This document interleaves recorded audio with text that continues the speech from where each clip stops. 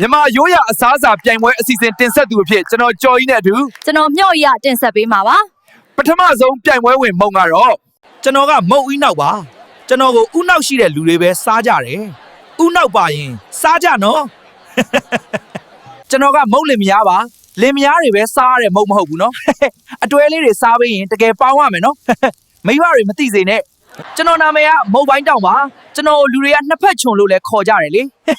ကျွန်တော်ကနာမည်နဲ့လိုက်တယ်ရန်တိုက်တာအရန်တော်တယ်သိတယ်ဟုတ် ဒီတစ်ခါနောက်ဆုံးပြိုင်ပွဲဝင်ကဘသူဖြစ်မလဲရွှေမြန်မာတွေတအားစားတဲ့ကိုကြီးမုံဟင်းကားပါမင်္ဂလာပါလူတကာစားတဲ့မုံဟင်းကားပါကျွန်တော်ကတော့ဒီတအားကြွယ်တဲ့မော်ပြီးသားအဲ့လေစော်ကြည်သားလေးပါစားကြပါ အနိုင်ရသူမုံဟင်းကားအားဆုချီးမြှင့်ပေးပါရန် ZLH Entertainment ရဲ့ Managing Director မမီမီလေးအားလေးစားစွာပန်ကြားအပ်ပါတယ်